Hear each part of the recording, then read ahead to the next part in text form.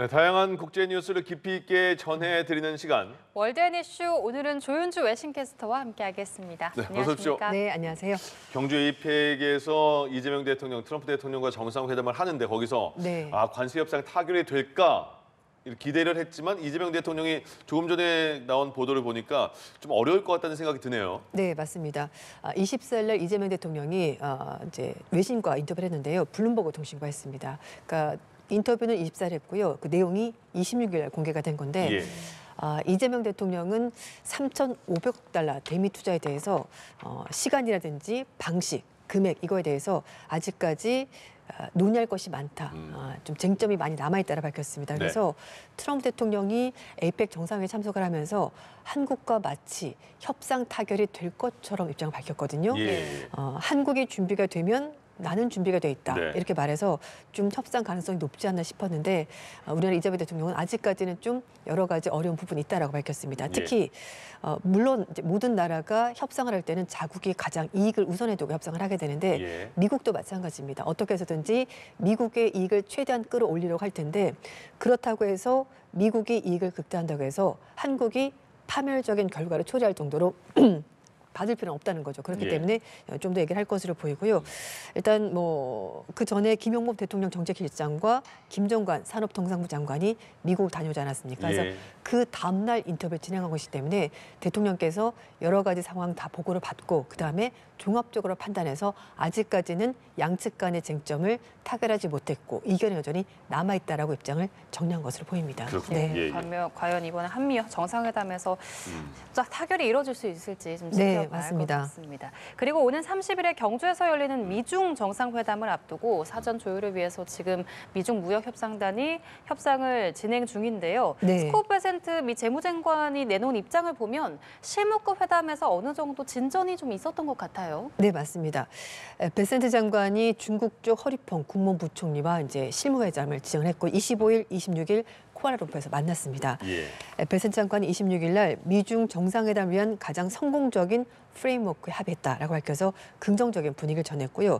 뿐만 아니라 같이 협상에 참석했었던 제이미슨 그리어 미 무역대표부 대표도 양국 정상이 검토하고 서명까지 할 수 있는 단계에 합의문에 달하기 위해서 최종적인 세부 사항을 조율했다라고 밝혔습니다. 지금 알려진 바로는 베센트 장관이 일단 중국 쪽에서 히토류 수출 금지를 1년 동안 유예를 하고 그 대가로 미국은 관세 부과를 위한 방안을 이제 검토를 하고 있다 밝혔는데요. 뿐만 아니라 미국이 가장 좀 힘들어하는 부분입니다. 그러니까 대두 수입 이거에 대해서 풀어줄 가능성도 있다고 하고 또 하나는 틱톡의 미국 사업권을 매각하는데 그 방안에 대해서도 얘기가 있을 것으로 보이고요. 펜타닐도 가장 중요한 문제 중 하나입니다. 이제 미국 입장에서는 중국이 펜타닐 원료 물질을 수출하기 때문에 그것 때문에 미국에서 마약 문제가 발생한다면서 중국 정부가 좀 더 적극적으로 강력하게 펜타닐 수출을 규제해서 좋겠다라고 얘기를 하는 건데요. 정리를 해보면 미국 쪽에서 요구하는 것은 중국이 히토류 수출 통제를 철회해달라는 것이고요. 그러면 이제 중국 쪽 요구는 그럼 미국이 관세를 철폐라 이렇게 얘기를 하고 있고 미국산 대두 수입 재개를 미국이 요구하고 있고 또 중국 쪽에서는요. 반도체 등 핵심 기술에 대해서 접근을 좀 제한했는데 이걸 완화해달라라고 요구를 하고 있습니다. 그래서 이 모든 사안들을 두고 뭘 빼고 넣을지를 선택을 할 것 같습니다. 네. 근데 이 미중 정상회담에 대해서 트럼프 대통령이 지금 계속해서 입장을 여기저기서 밝히고 있거든요. 이런 걸 보면 미국이 좀 더 급한 거 아닌가 이런 생각도 좀 들게 되는데요. 네, 맞습니다. 이제 트럼프 대통령이 회담에 임박하자 중국과 논의할 것이 상당히 많다라고 말하면서 회담의 중요성을 강조하고 있는데요. 이전에는 계속 미국과 중국이 설전을 벌였습니다. 중국 쪽에서 이번 달 초에 해외 히토류 수출에 대해서 좀 강력하게 통제를 하자 트럼프 대통령이 그렇다면은 중국에 대해서 100% 추가 관세를 매기겠다라고 말했거든요. 그런데 에이펙 회의 참석이 결정이 되고 그리고 시 주석과 만나는 것이 확정이 되고 나니까 굉장히 중요한 회의고 얘기할 것이 많을 것 같다고 밝혔습니다. 일단 중국 쪽도 일부 양보할 것으로 보이는데요. 지금 대중관세가 157%인데 이건 사실 계속하기가 힘든 거다라고 말했고 트럼프 대통령이 만약에 중국이 양보를 한다면은 미국도 양보를 할 수 있다라고 말해서 약간 유화적인 제스처를 계속 보내고 있습니다. 사실 뭐 이렇게 대화할 때도 말이 많은 사람이 뭔가 급한 게 있는 것처럼 트럼프 대통령도 중국에 비해서는 입장을 여러 차례 자주 밝히고 있습니다. 그리고 이제 약간 여담이긴 합니다만 트럼프 대통령이 말레이시아 쿠알라룸푸르에 도착을 해서 국제공항에서 레드카펫 환영을 받았는데요. 네. 그때 레드카펫에서 민속 무용가들이 전통춤을 공연하는 일이 있었는데 예. 거기 앞에서 트럼프 대통령이 마치 화답을 하듯이 이렇게 춤췄죠. 춤을 추는 모습이 포착이 됐고 예. 그리고 말레이시아 총리도 같이 장단을 맞춰줬습니다. 예. 뭐 일단 전반적인 분위기를 봤었을 때 트럼프 대통령이 이번 회담에 대해서 굉장히 여러 가지 기대감을 가지고 있는 것으로 보입니다. 그러니까 그 중국의 히토류 카드는 트럼프 대통령에게 엄청난 충격이었던 맞습니다. 것 같아요. 예, 그래서 그런지 이제 트럼프 대통령이 말레이시아, 아시아 순방 갔다가 일본을 가잖아요. 네. 그러니까 이제 다카이치 총리와 만나게 될 텐데 그 일본이 미국에 대한 그 투자금 5,500억 달러 그 중에서 히토류에 대한 투자가 그래서 또 있나 봐요. 네, 맞습니다.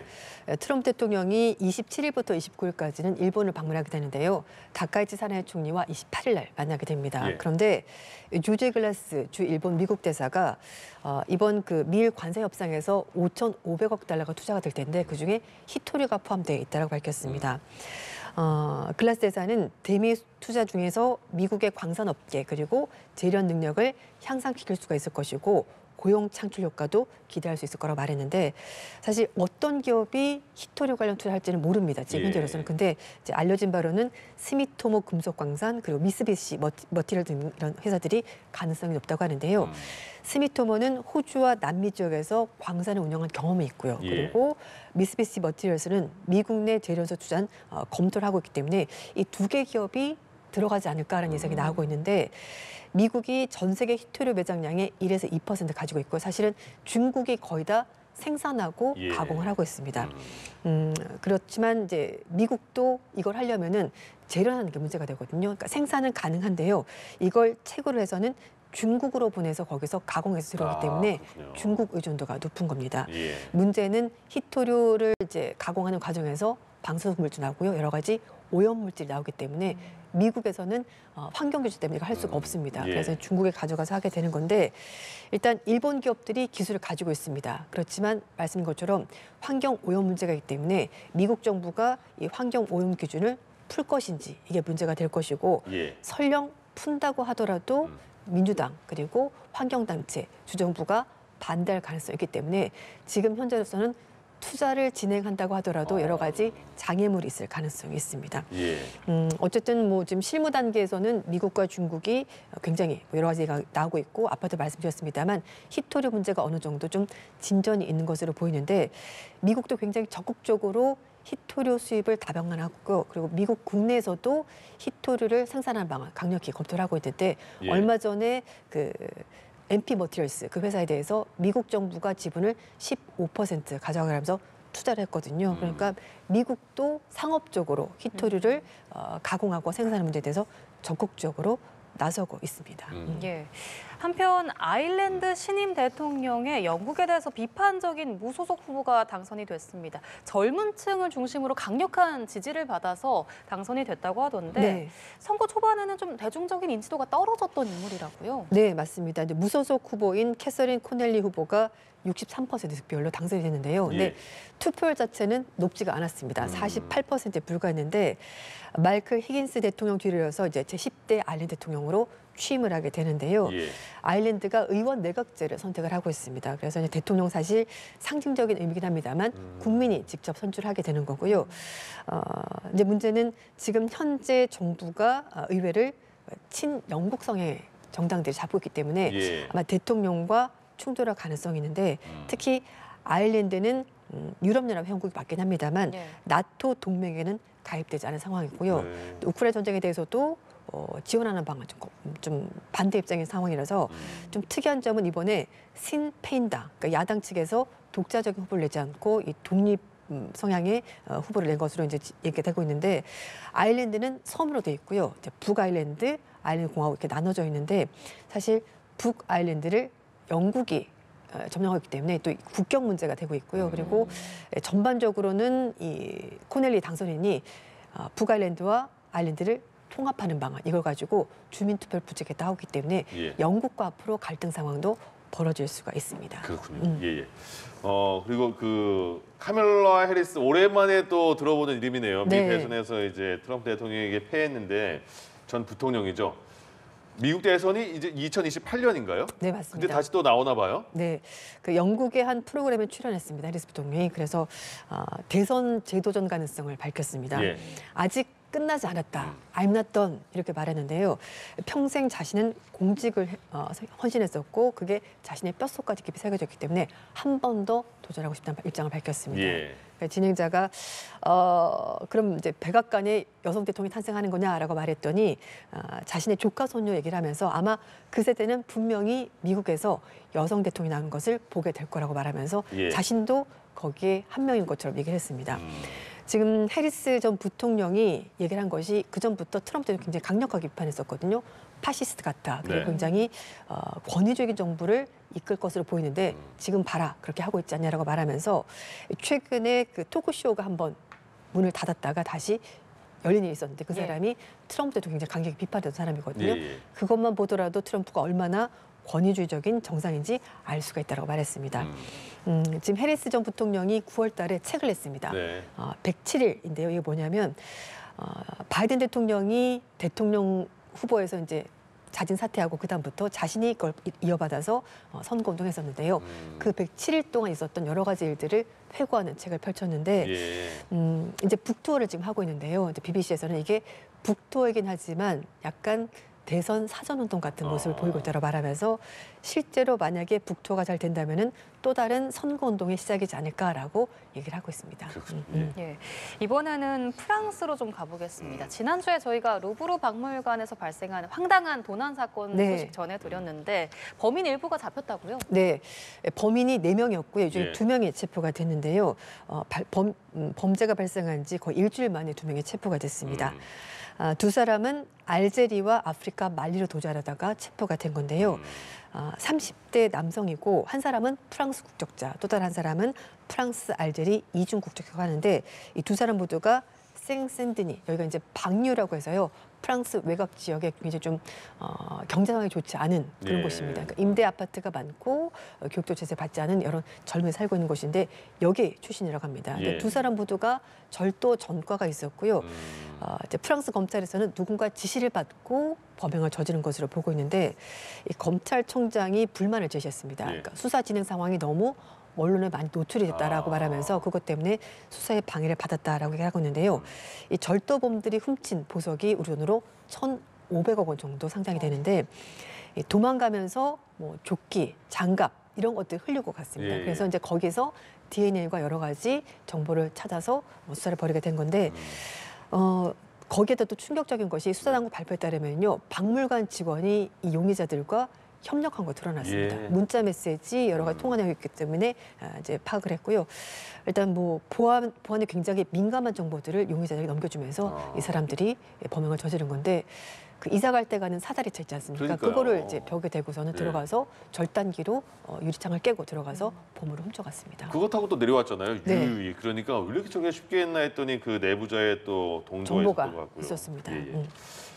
뭐 햄, 베이컨, 소세지 뭐 듣기만 해도 맛있어요.